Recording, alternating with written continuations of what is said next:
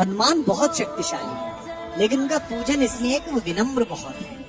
जब लक्ष्मण को मूर्छा आई और भगवान ने सोचा कि मेरा ये सबसे बड़ा संकट कौन हर सकता है। देखो भगवान सबके संकट हरते हैं, भगवान के जीवन पे संकट आया तो उन्होंने किसको पुकारा?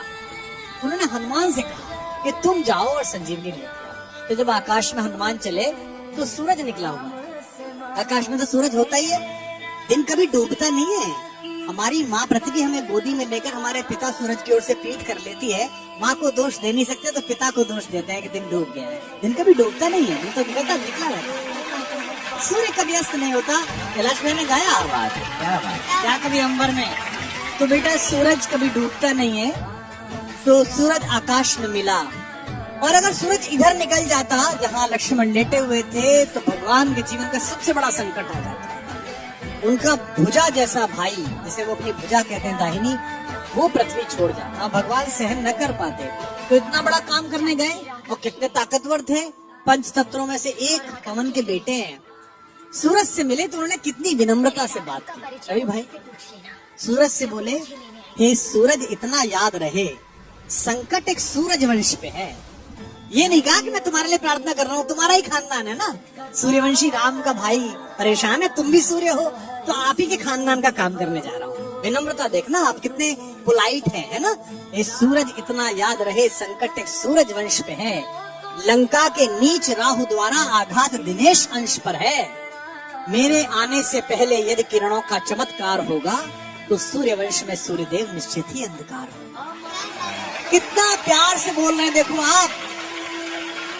इसलिए छिपे रहना भगवान। जिसने राम के अलावा किसी को भगवान नहीं माना वो हनुमान सूर्य से कह रहे हैं, इसलिए छिपे रहना भगवान, जब तक न जड़ी पहुंचा दूं मैं, बस तभी प्रकट होना भगवान, जब संकट निशा मिटा दूं मैं। आशा है स्वल्प प्रार्थना, ये जरा सी प्रार्थना सच्चे जी से स्वीकारोगे। आतुर की अर्थ अवस्था को होकर करुणार्थ निहारोगे। 8 लाइन की विनती के बाद धीमे से अपना विजिटिंग कार्ड दिया सूरज को। शक्ति पाना, यश पाना, लेकिन विनम्र रहना। आशा है स्वल्प प्रार्थना ये सच्चे जी से स्वीकारोगे। आतुर की आर्त अवस्था को होकर करुणार्थ निहारोगे। अन्यथा क्षमा करना दिनकर, अंजनी तने से पाला है। बचपन से जान रहे हो तुम हनुमत कितना मत वाला है। अन्यथा क्षमा करना दिनकर, अंजनी तने से पाला है। बचपन से जान रहे हो तुम हनुमत कितना मत वाला है। और धमकी भी कैसी दी। ये जो रवि भैया खड़े हैं ना आपके बगल में, इनके इलाका जहाँ से शुरू होता है वो धमकी ऐसी दी जाती है कि इतना गोली मारेंगे कि खोखा बेच के करोड़पति हो जाइएगा। लेकिन हनुमान जी ने कैसी धमकी दी, कितनी विनम्रता से। ऐसा कोई नहीं बोलता, ऐसे बनना सब। आशा है स्वल्प, अन्यथा क्षमा करना दिनकर, अंजनी तने से पाला है। बचपन से जान रहे हो तुम हनुमत कितना मतवाला है। मुख में तुमको धर रखने का फिर वही क्रूर साधन होगा।